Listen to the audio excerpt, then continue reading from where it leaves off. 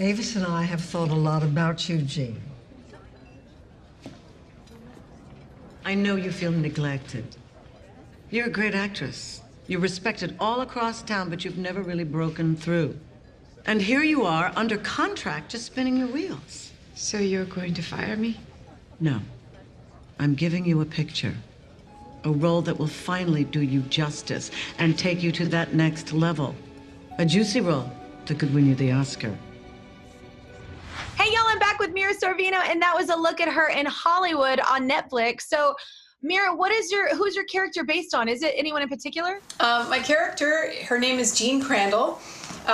She's a sort of 40s platinum blonde character, kind of like Alana Turner. That's what they originally told me before I even read any of the scripts and when I said yes.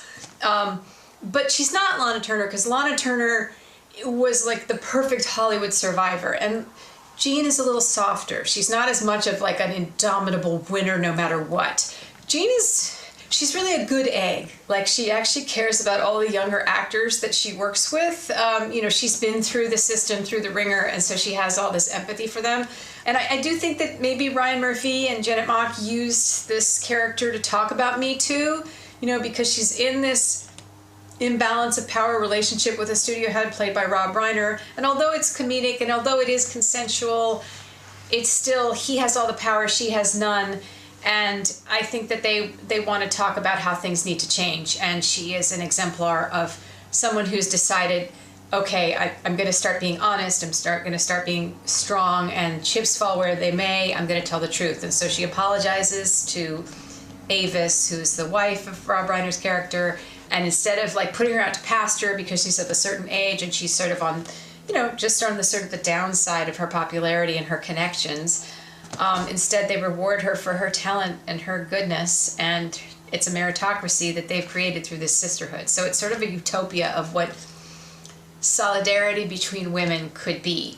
All of Hollywood talks about like a what if. Like, what if everybody made the best decision they could from the bottom of their heart, trying to do the right thing, the fair thing, the honest thing? How different would Hollywood be right now? Because that would have been, 80 years ago.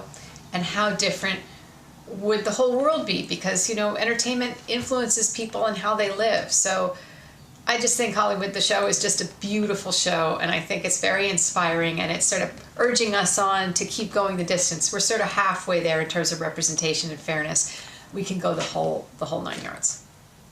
No, I think that's perfectly true.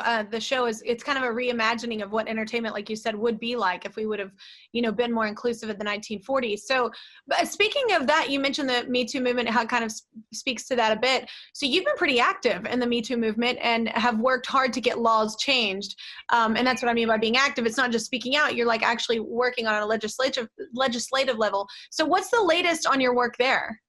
It's actually been pretty exciting because I've always been an activist, mostly on human trafficking, working for the UN as their goodwill ambassador for UNODC against human trafficking.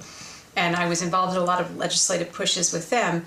But since Me Too happened and since I came out against Harvey Weinstein, I decided to try and use my trauma and turn it into some kind of action.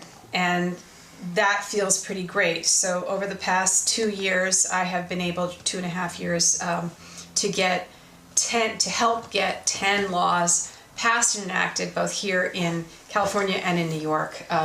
Sexual harassment protections, things in the workplace to make it safer, more equitable, pay equity, transparency, but also in New York, extending the statute of limitations for second and third degree rape from 10 years to 20 or 5 years to 10. So in partnership with this group called Equal Rights Advocates and Time's Up, I've been able to do all of this, and it's been super fulfilling and makes me feel really good that, maybe what happened to me wasn't for nothing. We can make change and make it better for other women and men and kids and old people, because these kind of things befall everyone. Me Too includes everyone. It's not just one group that is vulnerable. Yeah, it's really remarkable. It's inspiring, and it's really cool of you to use your spotlight for that as well. Hey, changing gears a little bit, you recently got a chance to work with your dad, the legendary Paul Sorvino. So how is he doing, and do you have plans to work together again? Was that really cool, or was it nerve-wracking to work with him? I always loved working with my dad. We worked together on a rom-com called Most Guys Are Losers, about a dad who writes a self-help book for young women to assess which guys are jerks. And then she brings home a boy, and then of course he's against her. And my dad plays my dad.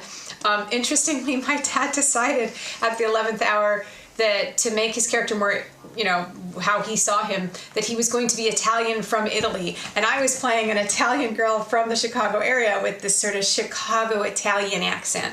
And he has this whole Italy from Italy, Italia. So I was like, okay. But it's fantastic. I love my dad so much. And whenever we get to work together, it's joyous.